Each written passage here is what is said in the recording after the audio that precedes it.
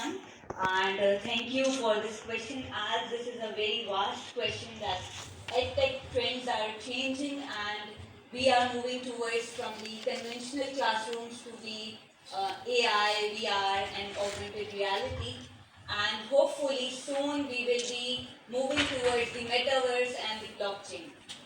And although AR, VR, and AI is the combination, and this technology is being used for metaverse, and the future is the blockchain, and which is impacting on the education as well. Alright, so I'm sure that everybody would like to know what is this blockchain? How would you define it?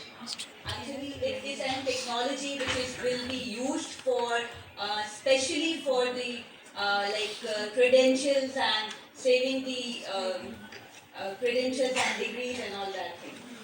Okay, so Anita, what are the current trends? How is AI being used currently by the teachers? What tools are they using currently? Currently, teachers are using AI, but still we are in the lack of training and the professional development for the teachers. Teachers are using AI only for using like ChatGPT and only for their classrooms, but they need to be used for their administrative tasks and for the development of their students and for their personalized learning as well, because that is very important, that how they develop themselves as a motivational learner and motivate their students to work for the using AI. So what I hear from you is that AI or edtech tools are not limited to only teaching and learning, Yes. but they go far beyond that. It's like incorporating these tools in approximately everything that the teachers do, from pre-planning to planning, saving their documents and moving on to the classroom in teaching and learning. Am I right? Yes, and it's helpful for the administrative task as well, because the purpose of using AI is basically giving them meaning to the teaching and learning pedagogy. It means that teachers are saving their administrative task time to interact more with the students, to interact more, to give more human touch with the AI to the students. So now I think that's quite interesting. So what you're saying is that it's a 360-degree thing, and the schools should be like totally incorporating ed tools from administration to classroom. That's very interesting. So Ms. Azra, um, I would like to ask you, what is this blended and digital learning? What is it? Like, how do you define it? Thank you, Dr. Sarwat. So basically getting to the fundamental. Yeah, exactly. Do most people in the room understand Urdu? Yes. Yes? Sorry? Yes? Yes. Yes? Is that okay if I code switch? Okay, thank you. So getting to the basics is, I think, what Dr. Sarwat were asking. So what we know from if you look at the literature, there is no fixed definition of blended or digital. And based on the context, wherever these terms are used, the definition is kind of adjusted to that context. However, largely, blended learning, the term blended learning is used in the context where we're blending two different modalities, online and in person. So wherever those two modalities are blended, largely the term blended learning is used in that context. However, you will find that there are other terminologies used to define the context of a blend of in-person and online. अब online में भी मुख्तलिफ हो सकता है कि synchronous है और asynchronous है. So I don't want to get into all of that intricacies, but largely. Now, digital learning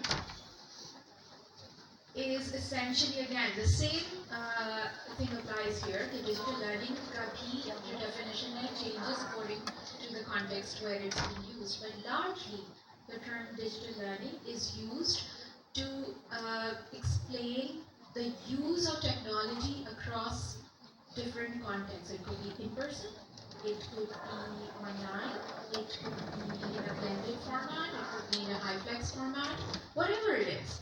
So digital, and it's not, and the term digital does not only include the use of technology in formal teaching context, but digital learning also includes your technology infrastructure.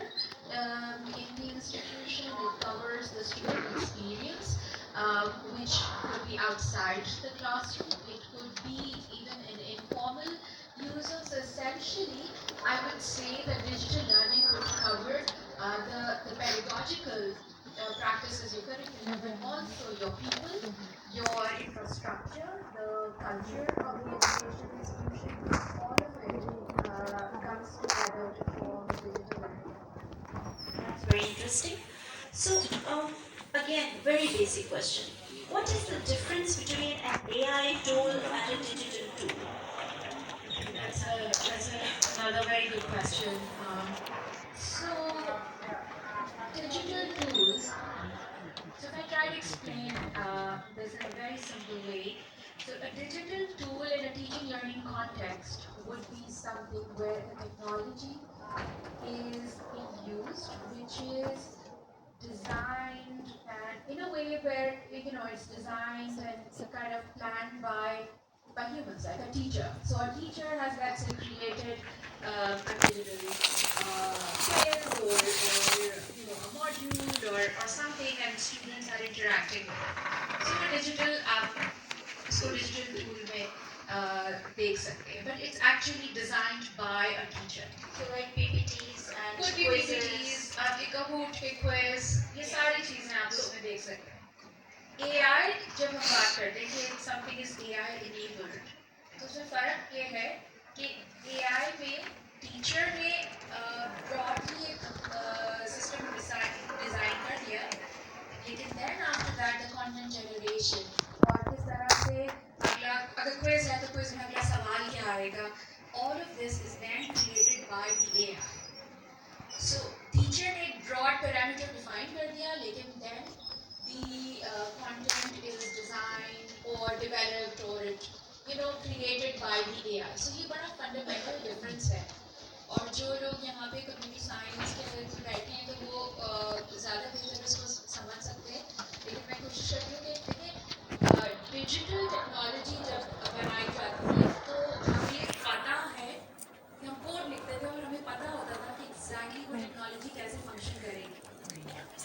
AI को हम code नहीं करते, जब AI बनाते हैं उसको train करते हैं, और जब हमने एक दफ़ा ट्रेन कर लिया तो उसमें कई दफ़ा हमें ये भी नहीं पता होता कि ये AI बिहेव कैसे कर रहा है. Why is this AI producing a particular set of content in response to a particular prompt? वो हर दफ़ा एक ही prompt में नया content generate करता है. So it's a completely different way of thinking or a completely different technology. Now, that's actually very, very interesting. Because, there's another question that is coming to my mind is that, okay, these digital tools can be actually controlled by the teachers. But then that means that AI tools cannot be controlled by the teachers. So how do you incorporate AI tools in your teaching and learning? Not like for lesson planning and all that, not like out of the classroom, but especially for students, how do they use these AI tools in their classrooms? अच्छा सवाल है, और ये एक ऐसा सवाल है जिसमें I think a lot of the educators around the globe are struggling, they're grappling with it, and nobody has a very clear answer. So this is really a time जिसमें कहते हैं ना कि dissonance का time है, we're all trying to figure out कि क्या किया जाए. अब इसमें दो तीन चीज़ें हैं. एक तो जो आप ओपनली अवेलेबल जो AI टूल्स हैं जिनको हम आप देखते हैं ChatGPT और इस तरह के जो आप इस्तेमाल करते हैं, नेचुरली उसे तो हम बिल्कुल नहीं कंट्रोल कर सकते, वी कांट, ठीक है. लेकिन what I see is the value of AI is कि हमें अपने कंट्रोल्ड एनवायरनमेंट हम क्रिएट कर सकते हैं. I'll give you an example at Aga Khan University में हम अपने डॉक्टर्स को जब पढ़ाते हैं, रेजिडेंट्स को जब हम पढ़ाते हैं, उसमें हम उनको एक जर्नल क्लब एक्टिविटी होती है, हम उनको एक आर्टिकल देते हैं कि वो पढ़ें और फिर उसके ऊपर डिस्कशन होता है और ये to make sure that they are updated, they know what is the latest research in their particular specialty. हमने उन स्टूडेंट्स के साथ हमने एक AI टूल बनाया, लार्ज लैंग्वेज मॉडल, हमने उनको ट्रेन किया ऑन द स्पेसिफिक जो कंटेंट है जो हम उनको पढ़ाना चाहते हैं. And we've just, in fact, I am in the process of analyzing the results. It's done. We've got very positive response. It's a controlled large language model. जो आपको इधर उधर की बातें नहीं करता, आपको hallucinate नहीं करता, वो आपको factually correct information नहीं दे रहा, but it's actually helping the residents learn how to read a scientific article, how to understand the statistics कि अगर results section को कैसे समझा जा सकता है, and it's conversational, so the residents can actually talk to the chatbot. So I think there's huge potential for us to use these large language models because AI तो बहुत broad है. I'm talking about large language models. For these large language models to be used in these types of specialized environments where universities, like IUBM and Aga Khan and other universities can actually create these types of models and they can really help students learning.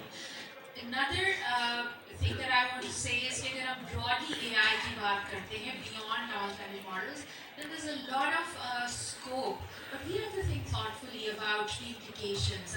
For example, हम analytics की बात करते हैं, learning management systems, I'm sure आपके यहाँ भी use होता होगा, हम भी use करते हैं. How often do we actually go back and look at the analytics? We don't, because a lot of the times the teachers are so inundated with the actual teaching, learning, assessment. इन सारे झगड़ों से वो बाहर नहीं निकल पाते to actually think differently about कि अच्छा मैं analytics को कैसे इस्तेमाल करूँ, how can I use it, and I think so there is a lot of potential, but there's a long way to go. Thank you so much, Azra.